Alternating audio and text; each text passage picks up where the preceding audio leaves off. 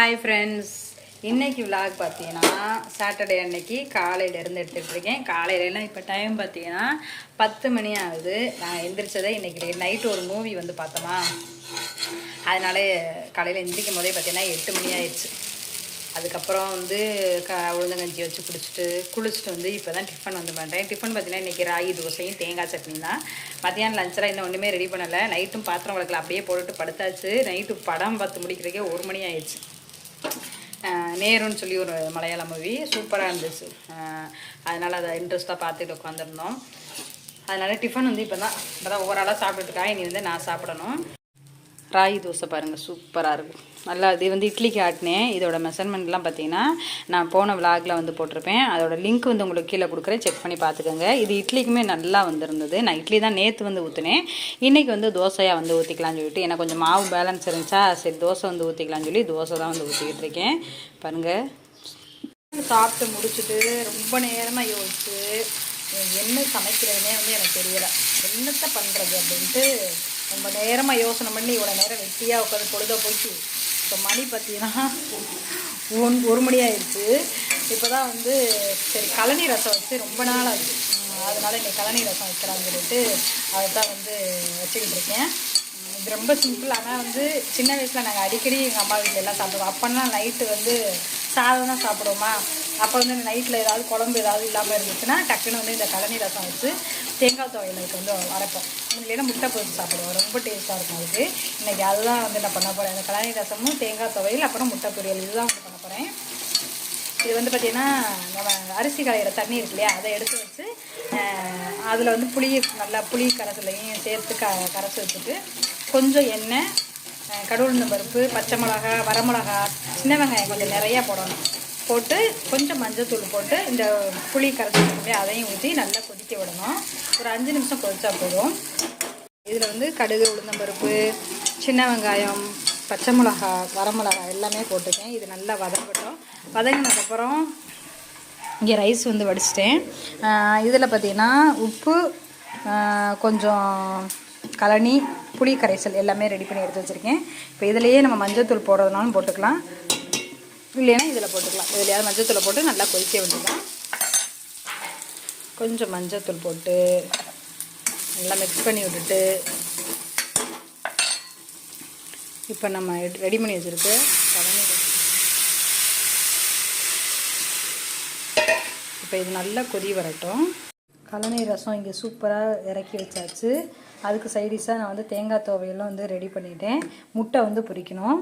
அதுக்கு வந்து வெங்காயம் ஃபுல்லாக கட் பண்ணி எடுத்து வச்சுட்டேன். இங்கே வந்து வீராவுக்கு வந்து ரைஸ் வந்து வச்சுருக்கேன்.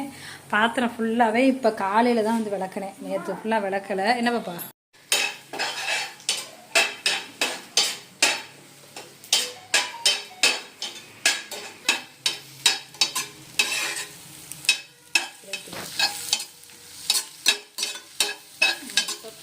ரெடி ஆகிடுச்சு. ஓகே, அந்த கழனி ரசத்துக்கும் முட்டை பொரியல், அந்த தேங்காய் துவையல் சூப்பராக இருந்துச்சு. லஞ்சு சூப்பராக சாப்பிட்டோம். பாப்பா வந்து இப்போ தான் சாப்பிட்டுட்டு இருக்கா. நம்ம என்ன பண்ண போகிறோம் பார்த்தீங்கன்னா 100 times wash the ghee moisturizer. அதுதான் வந்து இப்போ ட்ரெண்டிங்கில் போயிட்டு இருக்கு இல்லையா, அதைத்தான் நம்ம வந்து இப்போ ட்ரை பண்ண போகிறோம். இப்போ வாங்க நானும் அனுவும் சேர்ந்து தான் வந்து பண்ண போகிறோம். அது எப்படி வந்து நம்மளுக்கு ஒர்க் அவுட் ஆகுதா இல்லையாங்கிறத நம்ம பார்க்கலாம். அதுக்கு நான் எங்கள் வீட்டில் நானே ரெடி பண்ண நெய், பசு நெய் இருக்கு இல்லையா, அதை வச்சு தான் இப்போ வந்து நான் செஞ்சு காமிக்க போகிறேன். இது வந்து நான் வீட்டிலையே ப்ரிப்பேர் பண்ண நெய். இந்த நெய்யில் தான் நாங்கள் வந்து இப்போ இதை ரெடி பண்ண போகிறோம். அதுக்கு ஒரு பிளேட் எடுத்திருக்கேன். உள்ளே வந்து நம்ம அந்த இதை தேய்க்கிறதுக்கு ஒரு இந்த மாதிரி டப்பா வந்து எடுத்திருக்கேன். இப்போ வந்து இதில் ஒரு 2 ஸ்பூன் போடலாம். பாப்பா போடு.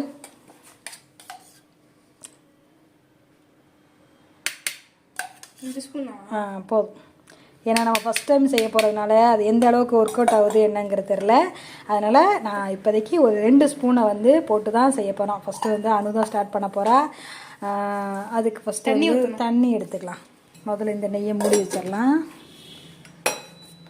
இப்போ தண்ணி கொஞ்சம் தான் ஊற்றணும். ஸ்பூன் வச்சுப்போம். இன்னும் ஸ்பூன் வச்சு ஊற்றுவோம். ஏன் இவ்வளோதான் ஊற்றணுமா? அவ்வளோதான் ஊற்றணும். வா அங்கிட்டு போயிடுவோம், இங்கே நின்று செய்ய முடியாது, வா ஊற்றுங்க தண்ணி. இப்போ வந்து அனு செய்கிறதுக்கு ஸ்டார்ட் பண்ணிட்டா. இப்போ டைம் பார்த்தீங்கன்னா கரெக்டாக 5:45 ஆகுது. இது வந்து எங்களுக்கு எவ்வளோ நேரம் ஆகுதுங்கிறத நான் வந்து வீடியோவில் காமிக்கிறேன். எவ்வளோ நேரம் ஆகுதுன்னு தெரியல. இப்போ தான் ஃபஸ்ட்டு வந்து ட்ரை பண்ணுறோம். 2 பேரும் மாற்றி மாற்றி தான் இன்றைக்கி வந்து பண்ண போகிறோம். ஒரு ஆளாக 100 டைம்ஸ் வந்து பண்ண முடியாதுங்கிறக்கா அனு நாள் மாற்றி மாற்றி மாற்றி மாற்றி வந்து பண்ண போகிறோம். இதில் கொஞ்சம் கொஞ்சமாக தண்ணி விட்டு நம்மளுக்கு வந்து இது எப்போ வந்து கிடைக்குதுன்னு பார்க்கலாம்.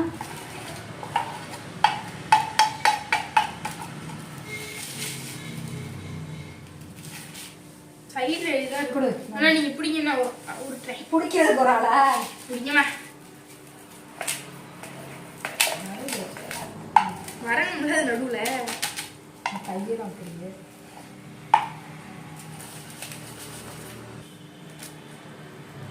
பிடிச்சிக்கிச்சு.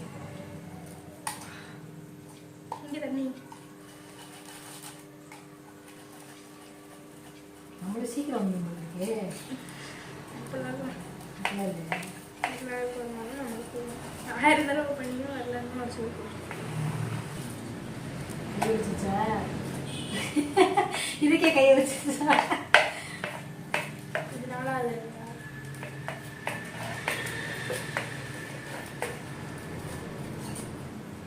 நான் ட்ரை பண்ணுவேன். கத்துக்குள்ள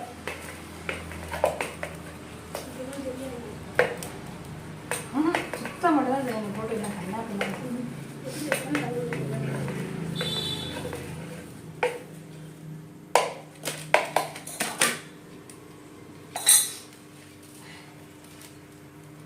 ஃபஸ்ட்டு இந்த முழு இப்படி வருது.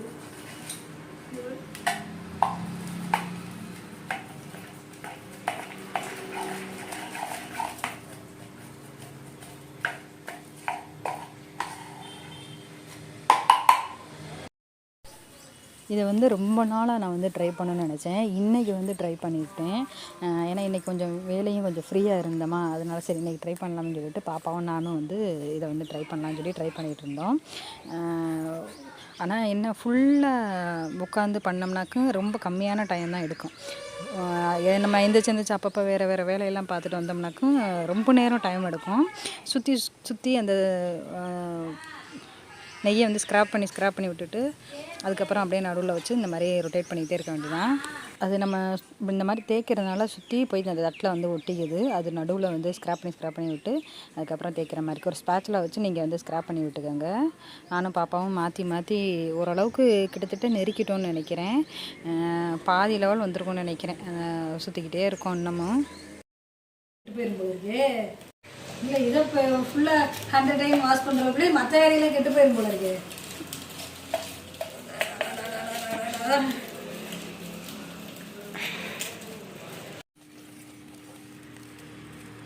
தண்ணியை ஊற்றுனேன். பல மணி நேரங்களாக உட்காந்து தேய்ச்சிட்டு இருக்கேன். 3/4 மணி நேரம் ஆகுது. 1 ஹவர் ஆகுது.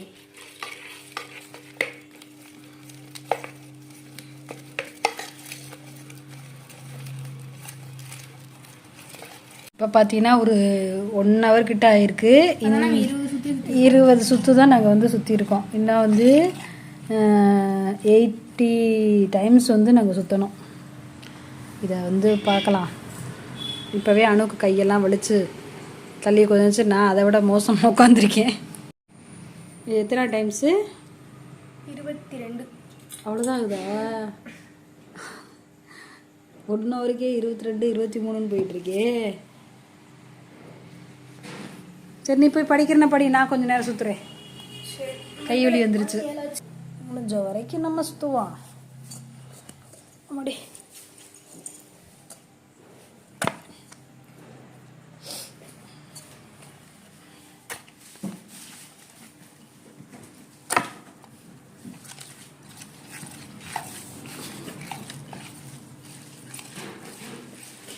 நம்ம கை அசந்து போயிடுது. அப்படியே ஒரு சைடு அப்படியே உட்காந்து இடுப்பு வலி வந்துடுது. கோல்டு வாட்டரா?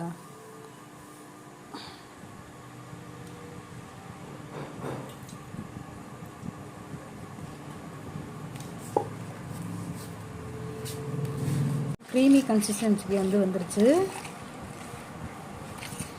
நான் ஒரு 2 ஸ்பூன் நெய் தான் வந்து விட்டுருந்தேன். இது கொஞ்சம் அதிகமாக இருக்குது. இப்போ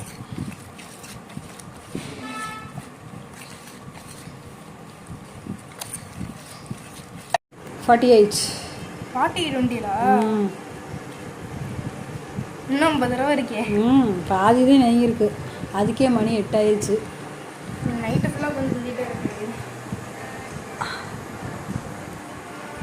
முடிச்சுட்டு தான் படுக்கணும் எவ்வளோ நேரம் ஆனாலும்.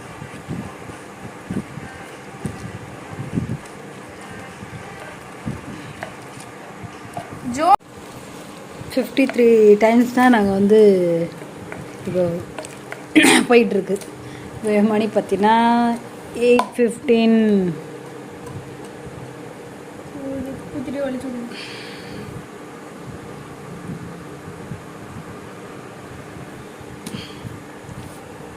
அணு கை வலிக்க வலிக்க வந்து பண்ணிக்கிட்டு இருக்கா. நாட்டி என்ன பண்ணா பாப்பா? டைம் பார்த்தீங்கன்னா 9 o'clock ஆகுது. நாங்கள் ஆல்மோஸ்ட் முடிச்சாச்சு. எங்களுக்கு தேவையான க்ரீம் வந்து இப்போ ரெடி ஆயிடுச்சு. காமிக்கிறேன். ஆனால் என்ன இடுப்பு பெண்டு கலண்டுருச்சு. இது பாருங்க, க்ரீம் வந்து சூப்பராக ரெடி ஆயிடுச்சு. இப்போ இதை நான் உங்களுக்கு அப்ளை பண்ணோட க்ரீம் வந்து இப்போ ரெடி ஆயிடுச்சு. டைம் ஆயிடுச்சு. இந்த இடத்த விட்டு நெத்திரிக்காமல் இடுப்பெல்லாம் பிடிச்சிருச்சு.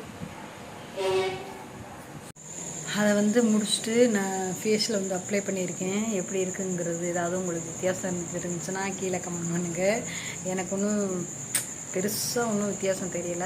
ஒரு வேளை ரெகுலராக யூஸ் பண்ணால் ஏதாவது வித்தியாசம் தெரியுதான்னு பார்க்கலாம். அதுக்கப்புறம் அந்த க்ரீமை வந்து ஒரு பாக்ஸில் போட்டு எடுத்து வச்சுருக்கேன். இதுதான் அந்த க்ரீம். இதில் தான் நான் வந்து ஃபில் பண்ணி வச்சுருக்கேன். நானும் அணுவும் டெய்லி யூஸ் பண்ணலான்னு என்ன எடுத்து வச்சுருக்கோம். நான் 2 ஸ்பூன் நெய் போட்டு தான் செஞ்சேன். ஓரளவுக்கு இருக்குது. 1 month யூஸ் பண்ணலான்னு நினைக்கிறேன். அவ்வளோ இருக்குது.